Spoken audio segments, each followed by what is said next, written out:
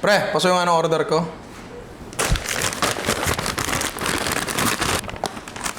Dalawa. Ito.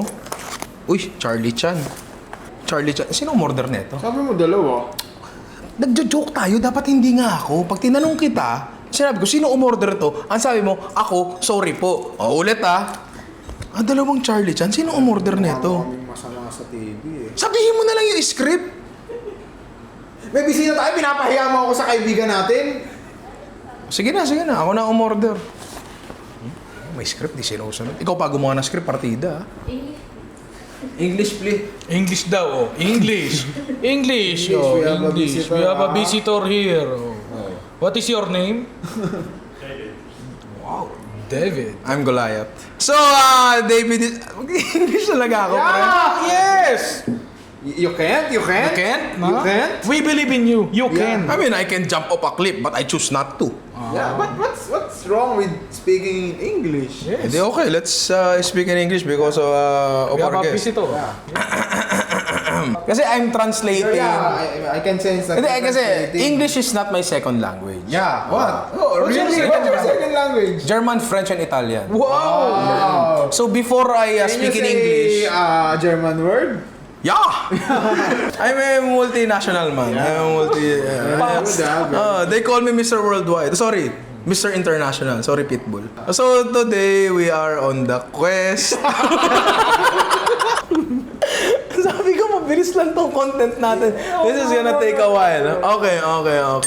For our viewers in the other side of the world, like David, he is from what do you call this? North Caloocan. Sorry, Switzerland. Yeah. The land of watches, di ba? And chocolate? And chocolate, and Toblerone, Swiss and Swiss banking, and Swiss knife. Swiss Alps. Swiss knives, Swiss Alps. Tsaka, Swiss boy. Swiss Swiss boy. You know that song? You know that song? You don't know that? You don't know the song Swiss Boy? Are you really a Swiss boy? Back to the Charlie Chan. Anyway, we are trying to recreate one of the most famous pasta dishes here in the Philippines. At least in Manila, I guess. It's called the Charlie Chan pasta. This one is from Yellow Cup. But dire-diretso English yun. Dire-diretso English yun, ha? Dire-diretso English yun. You're showing up to our guest, Shoutout sa'yo, Miss Mendoza. Okay. Shoutout sa'yo, Miss Pering. Di ba? Mga English teachers ko before. In every Tagalog word, you will give us 20 pesos. Yeah. Okay, then you split the pot? Yes! Okay. Bakit kasi 20 lang? Isang daan mo dapat Okay lang yan. Tiga mo, kada mo, putang ina pa lang yan, tiga mo. Are you ready? This is the second episode of our restaurant series. Last time we tried to recreate Angel's Pizza creamy spinach dip. Yes. Right? It was a success. But when we are researching about this dish, we found out that there are a lot of different recipes. Yeah. And we actually don't know what's the best. So, siguro... 20 pesos! 20 pesos. And we're here to find out what's the best recipe. We collated 3 different recipes, but first we need to taste our reference dish. Chicken. Is this thigh or breast? Breast. This is definitely breast. Peanuts. Oh, we love breast. Yeah, I Part. do too. Yeah. Let's taste, pare. Let's taste. Okay. Right. 60 pesos! Sorry. Let us taste, brethren.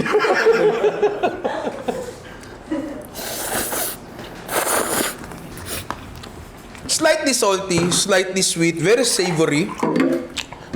So, enough introduction. Maybe let's just proceed to the 3 recipes that we researched and let's find out which one is the best. Probably this one is the best. So, Yellow Cub. Baby eat. Maybe it. For the first rendition of the Charlie Chan, this is the most, I guess, complex. This is the most discombobulating. Wow!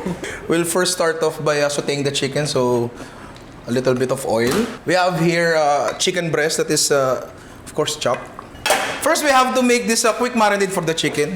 Let's put Mother Sita's oyster sauce. Yeah, it's Mother Sita. Mother Sita. Let's put already ground black pepper because our pepper mill is still Not so fresh black. not so fresh black pepper because our pepper mill is still out of commission. Yeah. Wow, out of commission. And mix it. This technique is somewhat weird because I'm not used to adding wet cornstarch in Things like this. Diba?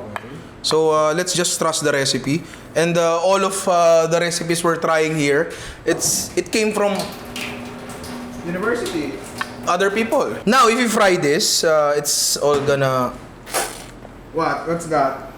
Crumple. What's the word?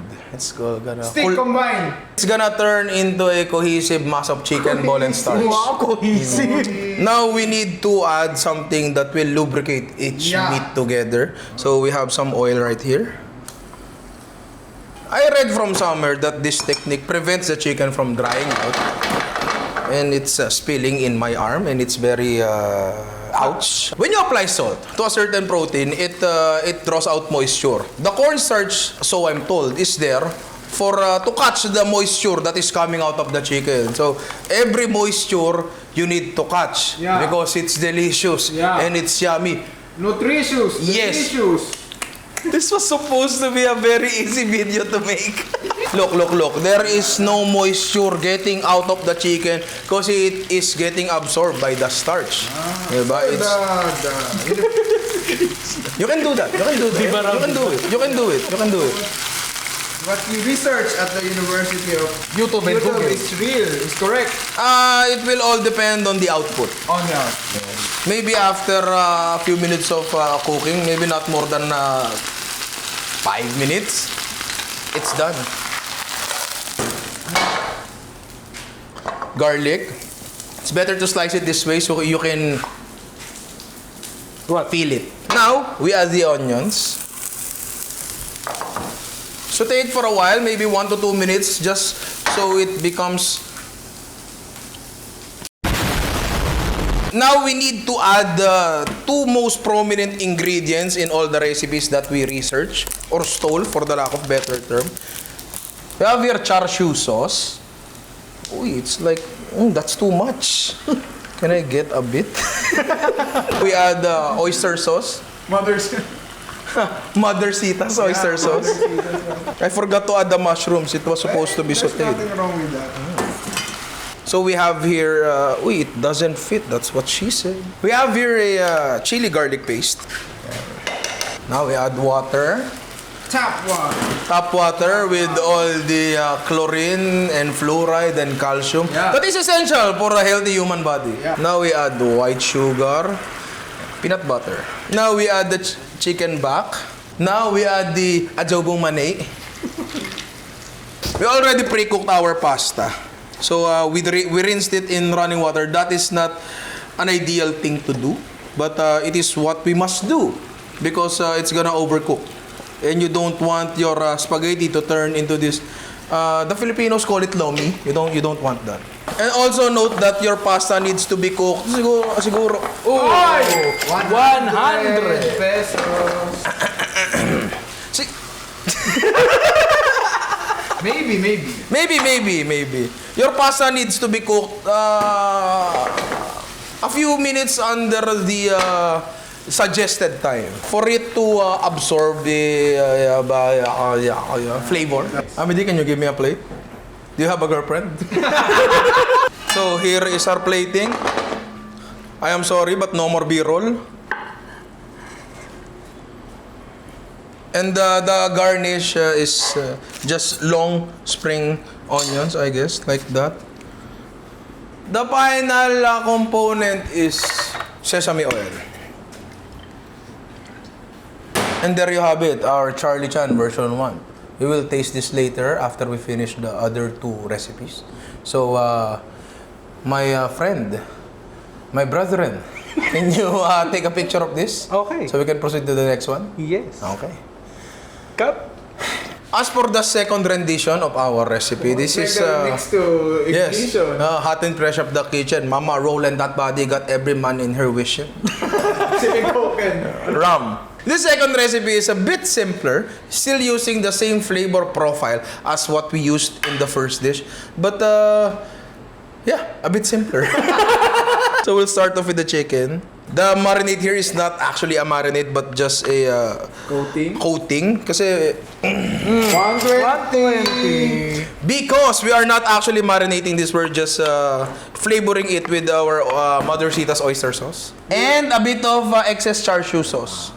No more cornstarch, no more oil, and maybe just for formality, a bit of ground black pepper. Let's add a bit of oil. Pechipu. Word of the day. Word of the day. Before it heats up, let's add the chicken. And basically, it's the same process. Just saute it. Let's remove that. Put that. Get this. So let's add the garlic, onions, mushrooms. Then we add our char siu sauce that was excess from a while ago. First one. Yes. And Mother Sita's oyster sauce. Actually, the only thing that is different with this recipe is the non-addition of the peanut butter. Yeah. And the different coating in the chicken. Ooh, that's so yummy. White sugar, black pepper. Let's mix it. Then we cook it normally. This is what we call in our place cooking normally. What? Cooking normally. Cooking normally. The final ingredient, no, not the final, but we need to add dark soy sauce.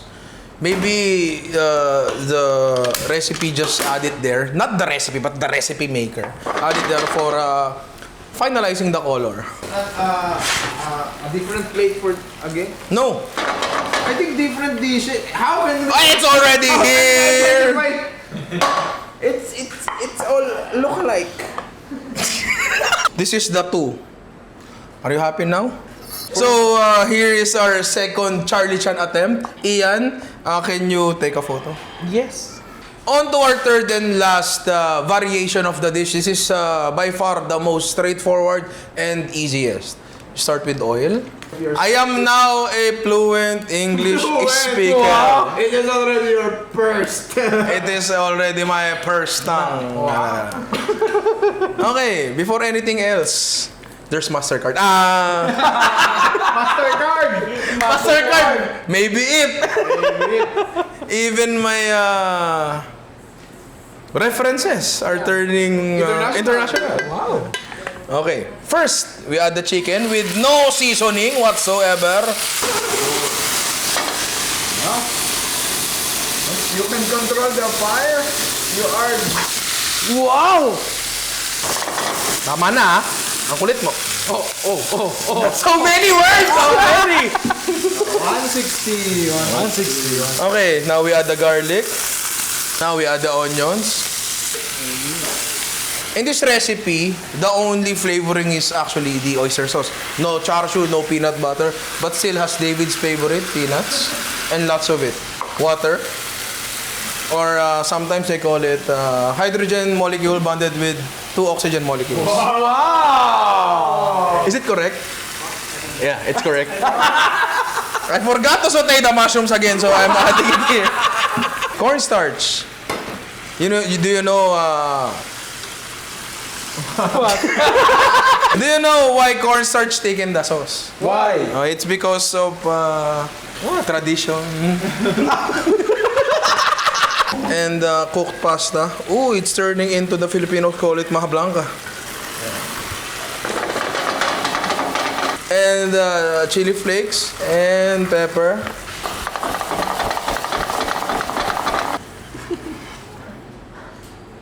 Of course, we finish it the same way. Before Mr. Alvin complains again, we'll add the indicator. So this is number 3. See that? And finally, our... Patis. No. It's sesame oil. Yeah, you can see the difference. Yes, wow. It's very different. evident. Yeah. Yes. You shut up and you take a picture. Because I told you, we have a lot of plates. Let's taste the... I want to say let's taste the first one. So let's taste the first one. This is the most complex. The most ingredients, the most steps. But I think this will be the most accurate. I don't know. That's why we're here to taste. Oh my God, look at those carbs.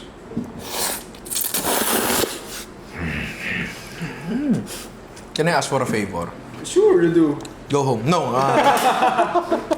Heat this up in the microwave. Why? Because food tastes different in different temperatures. I want to say that the first one is the most accurate. But again, I tasted it very cold, like the nose of a cat. Mwah. Okay, let's taste it. Not much of a difference. Maybe mine is a bit sweeter. But that's from me just being me, I guess. Diba? So I guess we should not taste this anymore because it's... No, of course, we should still taste the rest because as we go down the level, the dish gets easier. Less steps, less ingredients. So maybe this number 2 can, yes. Also, I forgot to say that the chicken is very tender.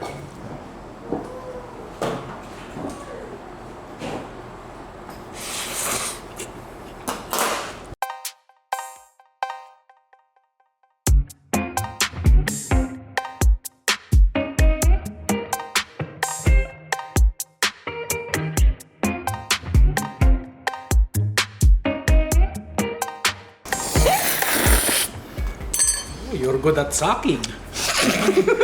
If you taste this in isolation without any control or reference, this can definitely pass as a good copy of this Charlie Chan pasta dish. The second dish, yes. Because I tasted this, the original one, as a reference and this one as a very successful recreation. I guess I can rate this as a 7 out of 10.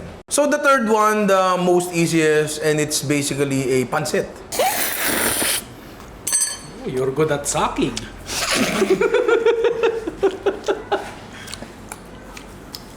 The flavor is less complex. It is very one-dimensional. Not saying that this recipe is bad. No, that's not the case at all. It is very good. This is very palatable. Meaning you can enjoy it to a certain degree. Okay. But if we are going to refer to this dish, it is very far from each other. It's like in Manila and Switzerland, it's very far. Let's taste it again for reference. So in terms of the taste, this is it's good, not very good. This is good. But in terms of replicating the said dish, Replicating. page 333 of the Ninong Ry dictionary. Replicating. This is very far. This is very far from it. But again, the dish is very easy to make, and you can serve people and still put a smile on their faces. Yeah. But probably you can claim this dish, the third one, as a copy of this one. This is probably not that better, but this is the closest one to the control. So what's the rating for this one? If that's a 9, then this is a 7, and this is 3. 3. But this is the closer to that one? No, this is the closest, the one. Where are you born, stupid? Can I speak in my native? Until the director says cut, you should continue saying In English. Who is the director? this one, this guy. Where are you going? You know, Mr. Director, I am very fond of your work. Yes. I like you very much. Okay. Pagtagalogin mo na ako. Pagtagalogin mo na ako. Pwede na? Sige. Pwede na? Opo. Pinahirapan mo ako. Cut mo na yan, ha? On the next episode of our restaurant series, of course, still with your Ninong Ry, we will cook. We don't have any plans yet. Please comment down below if you have any suggestions. Famous dishes that, again, Ninong Ry wants to replicate. Replicate. Not do it better. No, just recreate. But I'm not better than any cooks out there. I am just a simple man. Yeah. I see a pretty face.